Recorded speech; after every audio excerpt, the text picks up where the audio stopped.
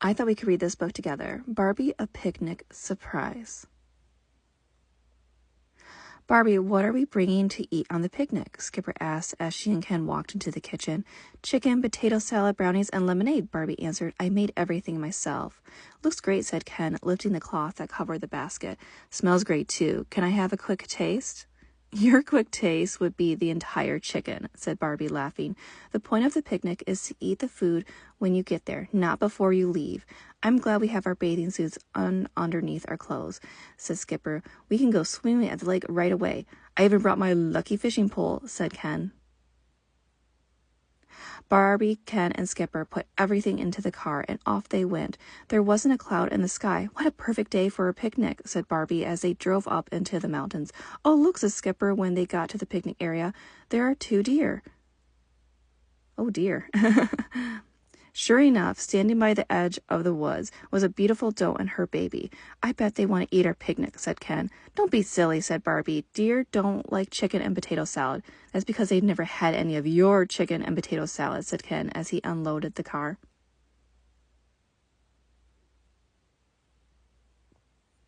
Ken found a great spot to put down the picnic basket. It was under a tree right next to the lake. Let's go swimming, said Skipper.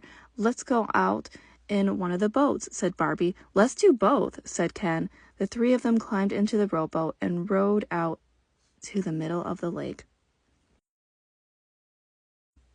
Hey, look, said Skipper. There's a float. I have an idea, said Barbie. Ken, why don't you row us over to the float and I'll teach Skipper how to dive? I love that, said Skipper, jumping out of her seat. The rowboat almost tipped over. Whoa, said Ken. Don't start diving yet. Ken, you can do a little fishing while Skipper practices, said Barbie. After Barbie and Skipper climbed onto the float, Ken rowed back to the middle of the lake. Here's what you do, said Barbie. Stand with your feet together and your toes on the edge of the float. Skipper did exactly what Barbie said. Now bend at the waist, Barbie went on, and point your hands down at the water, then fall in. Skipper broke the water with a big splash. Almost perfect, said Barbie. Now try again. After Skipper had been practicing for a while, Ken rowed back over to the float. Look what I caught, said Ken. Barbie and Skipper burst out laughing when Ken pulled an old boot from the bottom of the rowboat. Is that what you catch when you use your lucky fishing pole? Skipper asked. We could cook it up for supper. That would taste terrible, Ken said as he made a face. But speaking of supper, I'm starved. Let's go back to the shore and eat. But when they got back to the shore, something terrible has happened. The picnic basket was lying on its side. The napkins were blowing away in the breeze. The potato salad was all over the blanket, and a pile of crumbs was the only trace left of the brownies. Oh no, said Skipper. Our picnic is ruined. What a mess, said Ken. Look, shouted Barbie. That's who wrecked our picnic.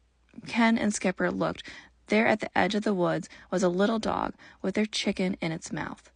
Stop, yelled Ken, but of course the little dog took right off into the woods. Come back with our chicken, shouted Skipper. The 3 of them ran after the dog. They chased it around bushes, over fallen trees, and across a little stream. Just when Barbie thought she was close enough to grab the little dog, it disappeared into a hollow log. Why bother, Ken panted as he caught up with her. We can't eat the chicken now anyway. Yuck, said Skipper.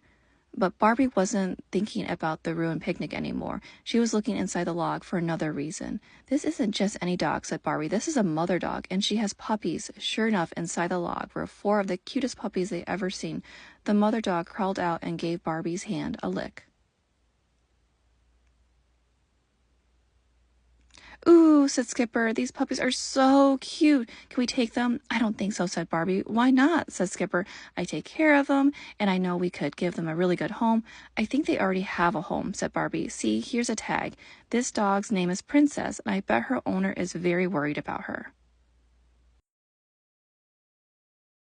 Ken went back to the blanket and got the empty picnic basket. They put all the puppies in the basket and then headed back to the car. When they drove by the phone booth, Barbie stopped and called the number that was on Princess' tag. The dog owner, Mrs. Wells, told them how to find her house and then said, Thank you, I'm glad you found her. Thank goodness you're all right, Princess, Mrs. Wells said when Barbie handed the dog to her. You've been gone for 3 weeks. I've been so worried about you. Then she turned to Barbie, Ken, and Skipper. Princess is a show dog, and she doesn't like anyone to make a fuss over her puppies. This is the 3rd time she's run off to have puppies in the woods. Seriously?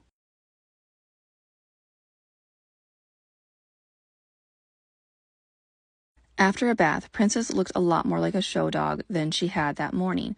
While Skipper played with the puppies, Mrs. Wells prepared a delicious lunch to make up for the picnic Princess had taken. In fact, she fed them cold chicken, potato salad, brownies, and lemonade. When they got in the car, Mrs. Wells said, "As a reward for finding Princess, you may have one of her puppies. Come and pick one out in a few weeks when they are a little older." "Oh, thank you, Barbie," Skipper and Ken said together. "You see," said Barbie as they drove home, "our picnic didn't turn out the way we planned. It turned out even better.